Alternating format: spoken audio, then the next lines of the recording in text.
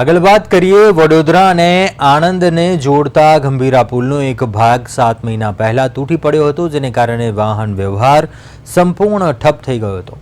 આ દુર્ઘટનાને કારણે દરરોજ અવરજવર કરતા હજારો લોકોએ લાંબો ફેરો કરવો પડતો હતો। ખાસ કરીને ફેક્ટરીઓમાં જતા શ્રમિકો અને વડોદરા અભ્યાસ અર્થે જતા વિદ્યાર્થીઓ માટે આ 7 મહિના અત્યંત મુશ્કેલ રહ્યા હતા। राज्य सरकारे आ जटिल कामगीरी विश्वकर्मा मरीन ग्रुप ने सौंपी थी, जेमणे પડકારજનક સ્થિતિમાં સ્પાન એટેચ કરવાની કામગીરી સફળતાપૂર્વક પૂર્ણ કરી છે। લિંક સ્પાનના જોડાણ બાદ વહીવટીતંત્ર દ્વારા આ ઓવરલોડ વાહનો પસાર કરીને જરૂરી સુરક્ષા પરીક્ષણ કરાયું હતું અને તમામ રિપોર્ટ પોઝિટિવ આવતા આજથી આ બ્રિજને 2 વ્હીલર માટે ખુલ્લો મુકાયો છે। એક તરફ જૂના પુલનું સમારકામ પૂર્ણ થયું છે, તો બીજી તરફ વહીવટીતંત્ર દ્વારા ભવિષ્યની ટ્રાફિક સમસ્યાના કાયમી ઉકેલ માટે બાજુમાં જ નવા પુલનું બાંધકામ પણ અત્યંત ઝડપી ગતિએ ચલાવવામાં આવી રહ્યું છે। હાલમાં લિંક સ્પાનના જોડાણથી પાદરા અને વડોદરા વચ્ચેનું જોડાણ ફરી જીવંત થતા સ્થાનિકોમાં પણ આનંદની લહેર જોવા મળી રહી છે। બ્રિજ થવાથી આજુબાજુના લોકોને જે વધારે કિલોમીટર દોડવું પડતું હતું, એ બ્રિજ ચાલુ થવાથી લોકોમાં ખુશીનો માહોલ છે અને જે 20 થી 15 કિલોમીટર વધારે હતું એ ઓછું થવાથી લોકોને ફાયદો થયો છે અને આરામદાયક મુસાફર થઈ શકે છે।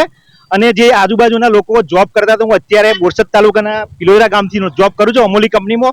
મને જે 20 થી 15 કિલોમીટરનો ડિફરન્ટ હતો એ ઓછો થઈ ગયો છે અને સરળ રીતે હું નોકરી જઈ શકું છું અને મારા મિત્રો પણ સારી રીતે નોકરી જઈ શકે છે। એવું આ બીજેપી સરકાર દ્વારા રમણભાઈના સપોર્ટથી અને પાદરાના ધારાસભ્યના સપોર્ટથી આ વૈકલ્પિક રસ્તો ચાલુ થયો છે। તે લોકોનો ખુશીનો માહોલ છે અને અત્યારે બ્રિજ ઉપર તમે જોઈ શકો છો કે જનમેદની બાઇકોની ચાલુ છે। આ મહીસાગર નદીનો જે બ્રિજ છે એ આનંદ તરફ જોડતો બ્રિજ છે અને આ બ્રિજ ઉપર દરરોજ અનેક વાહનોની અવરજવર થતી હતી, પરંતુ જે રીતે આ બ્રિજ બંધ થયો, તૂટ્યો અને તૂટ્યા બાદ લોકોને હાલાકી પડી, ત્યારે હવે સ્થાનિકોમાં એક ખુશીનો આનંદ જોવા મળી રહ્યો છે। આપણી સાથે કેટલાક લોકો અહીંયા છે સ્થાનિક, તેમની સાથે વાત કરીશું। જે રીતે બ્રિજ તૂટ્યો હતો ને હવે ફરીથી પૂર્વવત થયો છે, શું કહીશો? ખાસ કરીને બાઇકો એટલે કે 2 વ્હીલર જે છે એને હવે છૂટ મળી છે, કેટલી હાલાકી પડતી હતી અને અત્યારે આ પુલ ચાલુ થયો છે, કેટલા ખુશ છો?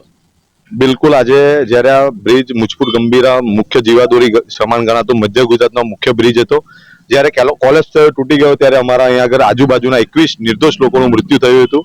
ત્યારબાદ ખૂબ લાંબા સંઘર્ષ બાદ વૈકલ્પિક માર્ગની સરકારમાં અમે રજૂઆત કરી હતી અને સૌ યુવાનોએ ભેગા થઈ અને બહુ મોટું જન આંદોલન કર્યું હતું અને ત્યાર પછી સરકારે જાહેરાત કરી હતી અને ત્યાર સુધી તો મેં કશું બોલ્યો નહીં, પણ પછી 2 મહિના વધારે વિલંબ કર્યો। ત્યાર પછી મેં એવું કીધું કે હું અન્નનો ત્યાગ કરું છું, કાં તો વૈકલ્પિક માર્ગ આપો, કાં તો હું અહીંયા આગળ અન્નનો ત્યાગ કરું છું મહીસાગરના મંદિરે।